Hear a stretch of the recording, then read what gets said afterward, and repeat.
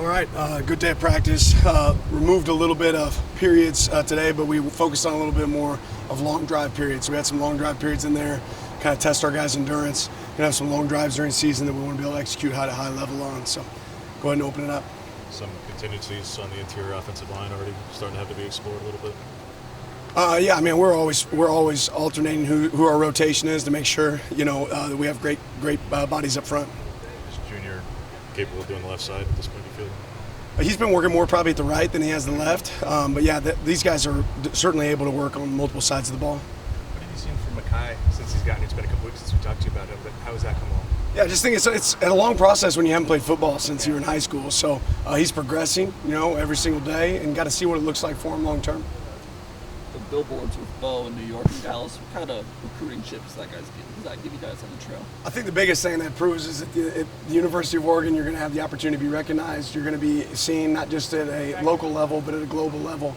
I think that speaks just to the quality of the brand, how far it extends, and what it means. What was your involvement in just approving it, the idea of it, or just what was your involvement of it? Yeah, when it was brought to me, I said that sounds like an awesome opportunity for us to get recognition for our guys. Obviously, Bo's done a phenomenal job and deserves recognition as well as his team, right? But yeah, for me, more than anything, it's like, yeah, that sounds like an awesome opportunity for Oregon to be recognized at a national level.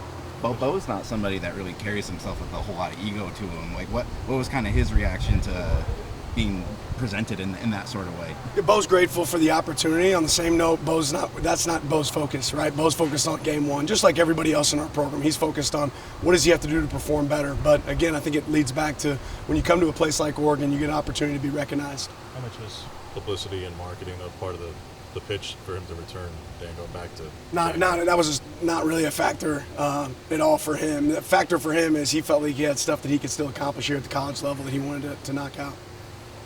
After the first fall camp practice, you talked about getting the guys into football shape. How would you evaluate their football shape from that first fall camp practice until now? Yeah, I'd say we're closer now than we were then, and we still probably got a little ways to go. That was part of today. That was part of doing some of those extended period reps where you're getting 15 play, rep counts in one drive, right? And I think that was really important for us to see. When you go back to day one of camp, what do you feel like just has been the biggest improvements for your guys? I think overall as a team we're tackling better. I think and then just really execution on offense, right? Recognizing and being able to execute plays at a high level, everybody knowing their assignment, their job, and still there's room for improvement in both those areas. But I'd say defensively we've tackled a lot better, offensively executing at a high level. I know it may be a bit premature, but what are some of your early thoughts on Portland State and what you've seen? It is a little premature. One thing when you play game ones, who are you going to see? Who are they going to be? Each team is different, especially in college football now from the last year to next year, right? Now, I will say this. I have a lot of respect for their coach and their coaching staff. They've been there for a long time. They have some continuity there. There's been some moving parts, but they do a good job, and then they do have some explosive players on their team. Insofar as you can address things in an offseason, Dan, by way of personnel and on the field of practice defensively, how do you feel about pass rush, third down, situational awareness, the areas that you were trying to address all offseason, and how prepared you are to address those and the progress made there? Yeah, I don't know if you'll ever know exactly where you're at until a game, kicks off. But I certainly think that those are places that we've improved. I've heard a lot of really good things about Blake Purchase. I know he wasn't here in the spring, but have you seen him kind of hit the ground running getting here in the fall? Yeah, first day, it's like he's trying to figure out where to line up, right? But when you let that guy go, he's got explosive power, he's got quickness, he's got a want to be better, and it's certainly showing up on the field. Here in the last week of fall camp, where do you think you're better than you were at this point a year ago? Just knowing what's next, right? Knowing what's next. Being prepared for the next moment, the next day. What do we still need as a team? Being able to operate with that mentality. Evan said Colin Gill was one of the freshmen who had kind of a couple wow moments on Saturday. Where have you seen him progress? And I guess he's safety, but played corner in high school. Yeah, and he's probably working more at star for us more than anything right now. He had a couple interceptions on Saturday, which is pretty impressive for him. Still, at times, got to figure out where he's supposed to line up, but he's a guy that's a willing tackler, willing to hit, and he's done a good job when the ball's been thrown his way. What's kind of the plan for the next 4 or 5 days? We don't get to see you practice or anything. What's just kind of on the docket before week one starts? Yeah, well, tomorrow will be an off day for us. It'll be a little less intense, more meeting time, right? A chance to really recover, and then we'll kind of hop into game prep for Portland State. I feel like we've been asking you the same questions for like 8 months. Just how excited you are. What are you maybe looking forward to about finally getting into game week?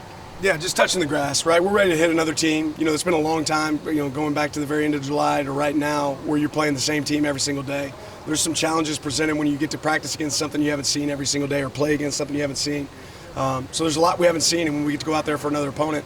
But part of that, the fun in that is preparing for that. What do you think you might see? What do you think might show up? And then how do you prepare for that moment?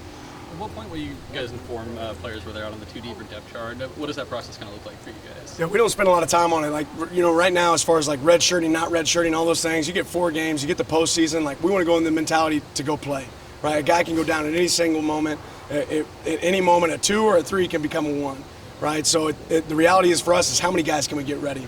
Not, okay, you're here. It's okay. Let's get you both ready, and then let's see whose opportunity comes. The more players we have that can play at a starter's level, the more guys that'll play.